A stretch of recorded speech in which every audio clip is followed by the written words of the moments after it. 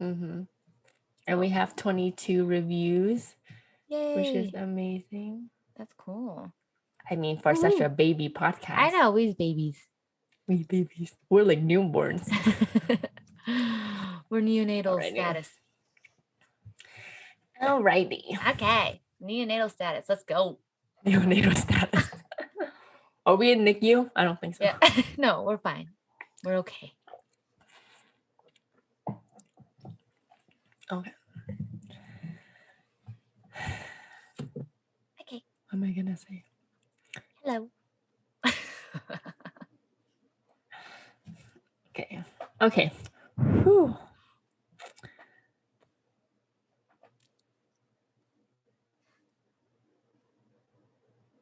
Did I freeze? No. Oh, okay. I'm trying to think because it's also Thanksgiving. So I'm trying to like Thanksgiving. Happy Thanksgiving, everybody. Happy belated Thanksgiving. Okay. All right. Okay.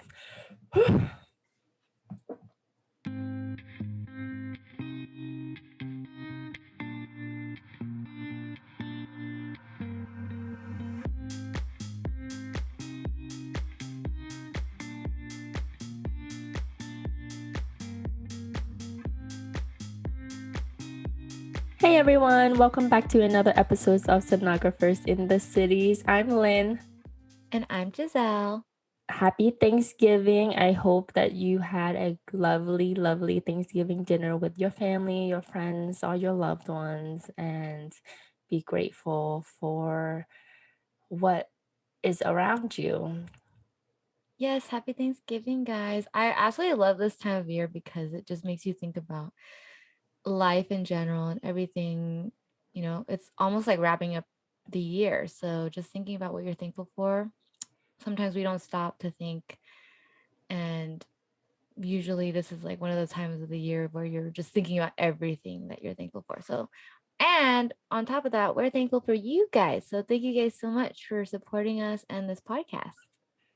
Yeah, thank you so much. We have 22 reviews on Apple and over 1,300 downloads. This is the last episode of November, so we've been doing this for 2 months. So thank you so much for sticking with us. We're still growing. We're babies. We're neonatal babies in podcast. So let us know what you think. Give us feedbacks. We are constantly trying to improve this podcast for you. We are here for you guys, and definitely it's been a fun process doing this with Lynn.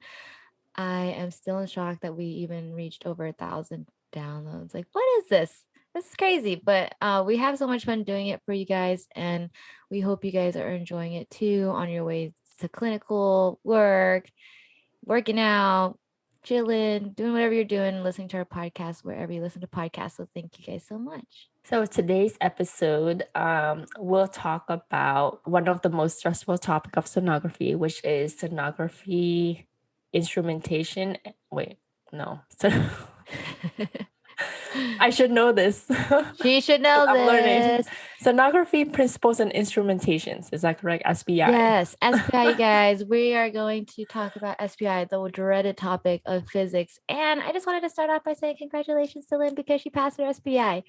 Oh, thank you. Yay. Yeah, maybe that's why I forget about it, because I pass and I don't want to think about it ever again. I know, right? But too bad she can't. She has to keep thinking about it for now. Yes, I have my final to pass and then I'll be done with physics. And I hate physics. I avoided physics since grade school. Like I dropped out of my high school physics class. I avoided physics in college because that's why I got a bachelor's of arts. I didn't want to do any sciences. And look where I am now. I chose a career that has physics. Wow, look at you go. That goes to show you hate physics somehow. And you passed your SPI recently. I definitely don't like physics at all. For those of you who know me, it's so funny. I just hate physics so much. But I tell people all the time, if I can do it, y'all can do it, because literally I hate physics. Yeah, same. Like for me, I hate physics with a passion. Like the words just like turns me off. Yeah. Hate's a strong word, you guys. Sorry if we're saying hate, but literally, like, sometimes physics is just Like some people just don't really like some things, and physics is not one of them. So I strongly dislike physics. And it's possible because it is possible for you to pass your SPI because I pass it. I think maybe for me, the reason that I passed and understood the SPI content is that it's physics for ultrasound, for sonography. It's not physics in real life where it's about space and energy. Kinetic energy. Kinetic and passive energy. Gravitational pull. It's just that I can relate to it because in clinicals, I'm kind of maneuvering the machine. So as I learn, I kind of like relate. And I think that's one of the reasons why I understood SPI. Yeah. So I mean, this episode is basically about SPI ultrasound physics. So it's the stepping stone for you to take your board exam, your specialty board exams to become a registered sonographer. And that's why everyone who talks about ultrasound, they think about physics because physics is the stepping stone. And fortunately, like what Lynn is saying, she understands it because it's ultrasound physics, but some of you guys are going to have to take regular general physics to get into your programs. So this is completely different and separate from regular physics. But what Lynn is saying is that, once you get to ultrasound physics, it should be like, you'll be able to understand it because it's part of ultrasound. And that's why I say unfortunately, because I don't know, did you have to take you didn't have to take general physics for your program, or did you? I did. Okay. Yeah. I didn't have a good time. See, and you got through it. And same thing, I had to take physics 1 and 2. And I mean, we did it, So that's the thing, you guys. Like, if you're really willing and you want to learn and you need to get it done, you'll find a way. Yes, just push yourself, have perseverance. I really wanted to be a sonographer. And to be honest, when I considered this career, I didn't think there was physics. So when I was on Instagram researching, I see people, I was like, oh my gosh, physics is killing me. All these formulas I have to remember. I freaked out. I was like, hold up, wait, do I really want to do this? But surprisingly, it was very easy to kind of understand. I had a good teacher. She's very invested in us and really wants us to do well. She teaches us how the SPI is going to be, not like she doesn't dumb it down for us. So all the trick questions and all that stuff just to help us try to pass the exam. So that was like very good for me. So I think that's a big contribution to how I passed. Yeah, it sounds like you have a really great teacher, so shout out to her. But it's hard because a lot of times, like in my videos, for example, and I'm sure you do too, you get a lot of people who ask about SPI and physics, and even those who are like you, who went into the program or into this career thinking, oh my gosh, how am I going to get through it? Like that's probably crosses every person's mind. I always try to tell them, like, as long as you study hard and you get the help you need, you can do your best and try to pass and get through it. And eventually you'll become a sonographer, because I like to tell them I scan every day and I do physics every day on the daily, but it's not like I think about physics, if that makes sense. It makes sense because I feel like you do it every day so much that it is like deep, deep, deep in your mind. So it's kind of like in it to you, and you do it because it makes sense. But for you to like backtrack and see why you're doing what you're doing, it would take like some time to pull that information out and explain. Does that make sense? Yeah. I guess like an example would be like passing your driver's license test and then being a driver. Like you can pass your driver's license test and know all the rules and everything like that. And then when you drive your car, you're not like you're not like actively thinking about everything that was on that test. You're driving your car and following rules. Yeah, exactly. That's a great metaphor. Yeah. I mean, when I was in physics too, I used a lot of things like that. Like I would correlate whatever I'm trying to learn and then make it make sense to me with something else. for example, like vascular, my mentors would always teach me when it came to like certain things, they would have a story and they would relate it. And I'm like, okay, now that makes sense, So it'll all make sense eventually. You just kind of have to get through it. Yes, it will make sense. I'm still making sense of it today, right now. I feel like I know the basics of it. So you just need to get the basics down, and then eventually, as you learn, as you practice, hopefully you'll get, comprehend it in the big picture. Yeah. I promise you there'll be that day if you're struggling, it'll just kind of like it'll make sense. Like a light bulb will go off and you're like, "Oh, like I truly remember that." And for those of you guys who haven't been following me, I do always talk about my story about how it took me 3 times to pass this SPI exam. And look at Lynn, she passed her first time. And I mean, the thing is, not everyone passes their first time, and it's okay. You can always retake it. But that's the thing, is that I'm not a great test taker. And so a lot of you guys also come to me saying you're not a great test taker, and that's okay. It still doesn't make you a bad sonographer. For some people, test taking is just not for them. So that doesn't measure anything about you as a person. It's just, you gotta take it again, try a little harder next time. And yeah, it took me 3 times. So Now you can just tell that story to everyone. It's a good story. yeah, I like it. I could have let it stop me, but I didn't. And that's the one thing I take from it, is that if I let it stop me at the time, then I wouldn't be where I am today. So I like to look at my failures as something that makes me a better person, because what else? You can either sit and dwell on and be so upset about it, or get back up and figure out your next step. Exactly. And that's very good. I mean, for this program, it's like every little thing, you can't have good grades all the time. You can't understand everything all the time. There are some setbacks, and it's just you have to, dwell a little and then let it go and push yourself to move forward. And then you'll be the sonographer that you want to be eventually. Yeah, eventually you'll get there. That was the prime example. Everyone's road is different. Like I know, for example, there's a ton of students in our Discord who absolutely understand physics and are like great. And then there's a ton of other students who like are struggling, need all the help that they can get, and they're all still out there passing their SPIs, whether it's their first or second time, they're still passing and they're moving on. So definitely you guys keep your heads up, keep studying hard. And one of the questions you guys have asked us is how difficult were the physics classes you took in your programs? And so how would you say for you, Lynn, like for people who are having a difficult time, would you have any advice for them? The moment you don't understand something, ask for help.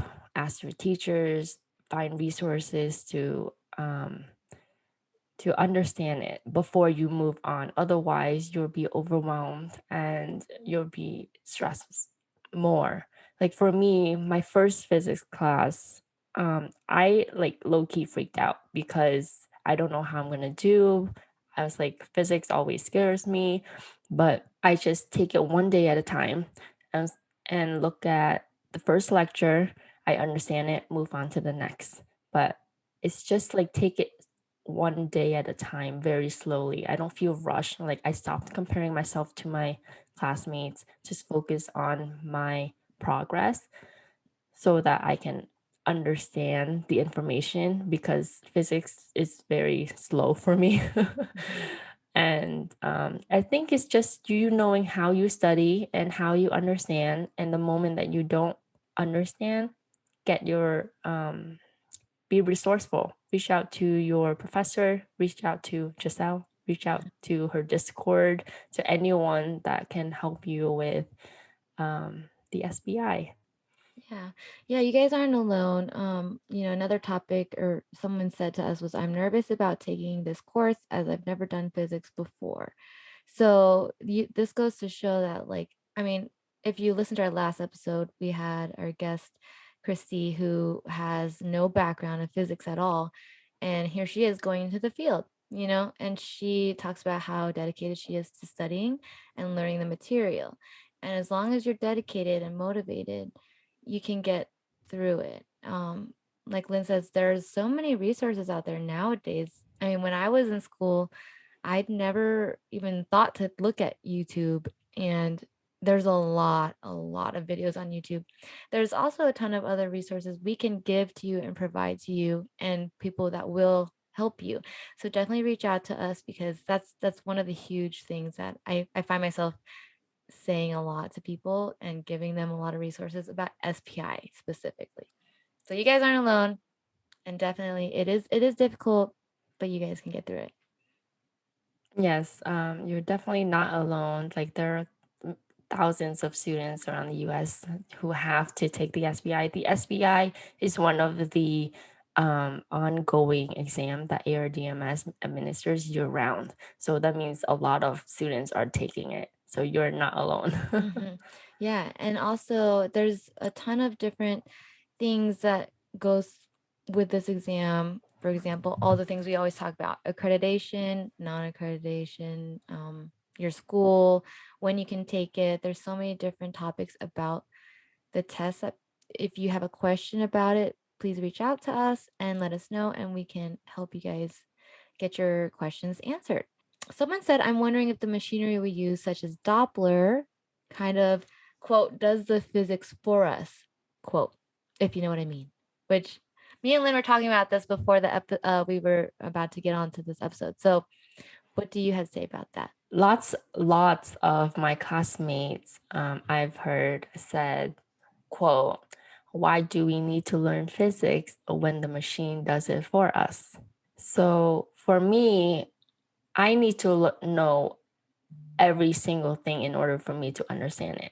So I need to have the basics. And I think that we need to learn physics because that's how we can understand how to manipulate the images and trying to get a high quality image, right? Because if we don't, then we're just, pressing buttons and turning knobs, hopefully to get a better image.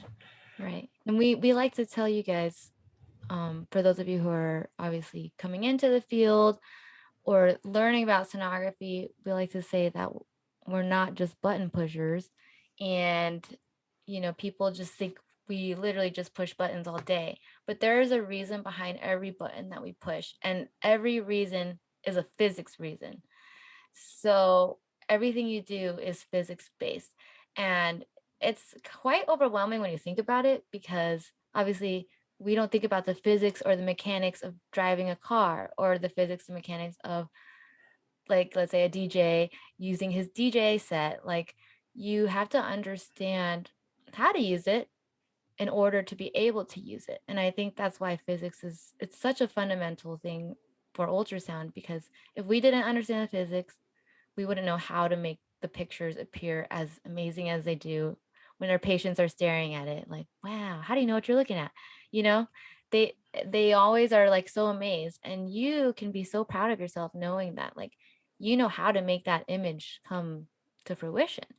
And understanding the physics is your first basis of understanding how to use a machine, because that machine right there, it does everything. Yes, it does take the pictures, like, it is all the camera and the machine doing it, but there's a person, a human being behind that machine, manipulating it, making those pictures amazing, and finding the pathology on these patients.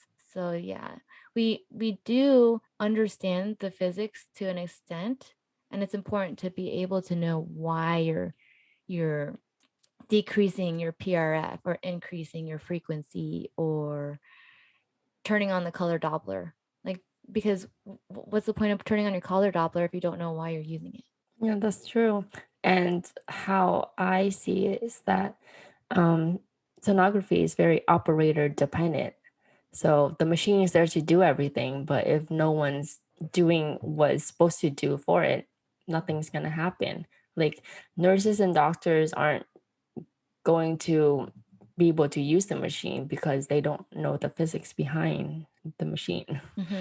Yeah, and it's funny because a lot of times people are like, wow, like I mean, I'm amazed, for example, when I was the patient and I got an echo and I was like watching her push her button super fast, and in your head you're like, oh my gosh, she's going so fast, like how does she know what she's doing? Like that's how good you know physics and understanding the machine is that, like once you get the hang of it and know what kind of images you want, it all comes second nature. Like you don't think about how to drive your car once you already know how to drive your car. You just put it in drive and you go, you know. And you're just, when you get that machine, it's all kind of like, once you, obviously Lynn's still in clinical, but once you start doing it over and over every single day, all the time, it just sticks in your brain. And for me, like the physics, I'm not thinking about it. I'm not thinking about sector width or transducer, linear arrays and whatnot. I just pick up the probe and I know which probe to pick up and I know which, you know, buttons to push. Yeah, but I do know why the buttons do what they do. I know what I'm doing with the machine and why I want to push each button because of physics. But I'm not thinking about physics while I'm scanning the patient, if you know what I mean. Yeah, I know what you mean because I observed a lot of my sonographers and they do it so fast, like pressing buttons, turning knobs, and they know exactly what they're doing. So, and when I asked like one of the sonographers, like, why did you press this button? And she's like, I can't really tell you, I just know it. So it took her a while to try to like tell me why she did it. But I see what you mean. Like once you've been doing for so long, it becomes second nature and muscle memory. So that's my goal. Yeah, I don't have to think about physics. And you're thinking about it all right now. And obviously when you guys are studying, you need to know everything about it. Like there was a point in time where I knew everything about physics and I tried to figure it out and know how to answer the question. But it's a different thing when you're actually in front of the machine with the patient and trying to get your best quality image for the patient. Like that's the ultimate end goal, is you're trying to take care of these patients, but also get them, you know, the best images that you possibly can for them, because that's what I would want in my sonographer. The sonographer who did my echo, like I absolutely want her to get everything that she can with my heart, the angles, you know, increase and decrease the depth, and like look up close and zoom in and zoom out and Doppler the right things. And I look forward to doing that for my patients. I absolutely love quality images, and half the time you can't get them because of the type of patient you're going to get.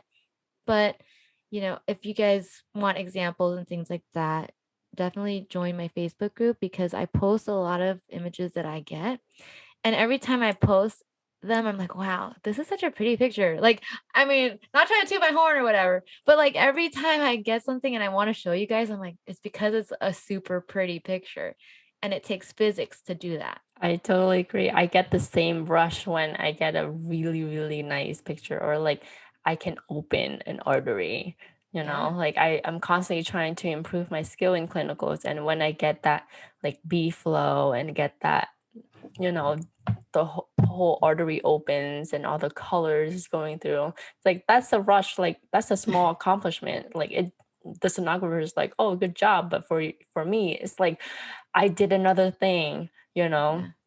So I love sharing that on my Instagram, and it's really fun to be able to share your accomplishments with everyone. And I love seeing everyone else's accomplishments too. Like they're like, oh, look at this pathology that I saw.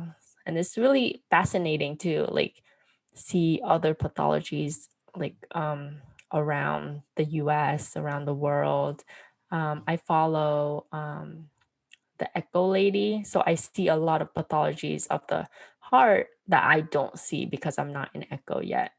So it's like, it's a really good community to have and just to open your eyes a little bit more. Yeah, it's pretty awesome. I think, you know, obviously social media has its pros and cons, but one of the biggest pros is that you're able to get information literally in one search. And if there's something I'm absolutely unsure about, like you can find it online. And when people ask us questions, we're doing our best to help you guys and answer them. And I'm just honestly super thankful for, obviously physics in general, because as much as we don't like physics, it is the whole reason why we do what we do with that machine. And without physics, we couldn't do ultrasound. So it's definitely a huge part of this career, and I'm definitely thankful for it. It is a season to be grateful and thankful for things. And, I just want you guys to think about the days that are hard. Think about how it'll make you a better sonographer in the long run. I agree. I'm also thankful for physics. I'm thankful for struggling in physics because it got me here. Physics is, how can I say this? It's the bane of my existence, but I love it because it allows me to learn sonography. Mm-hmm. Yeah. Without it, we wouldn't be able to do what we do for our patients, and exactly. What we try to promote is like quality images, quality care, and that's how it should be. I would never want a sonographer to just be like, doesn't care about what they're doing. And I think that as people in the medical field, like anyone, any field, a lot of times they start to get jaded and they just kind of forget maybe where they came from or when they started. And so it's good to think about, why you're doing what you're doing in the first place. And SPI is a huge part of you getting into this for the first place. So definitely, you guys, if you're studying out there, just know it's gonna be over soon. Yes, you will pass. You will get that pass, and then you will move on to your specialties. Mm-hmm.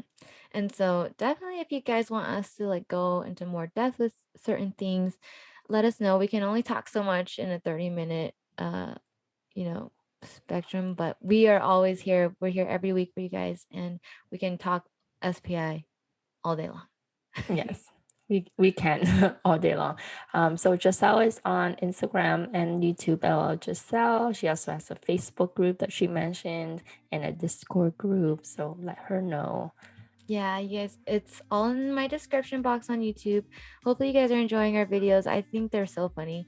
But when people also I know podcast is like a whole different thing than YouTube, but I just appreciate you guys, and I'm so thankful for everyone, and I'm so thankful for Lynn for doing this whole thing with me too.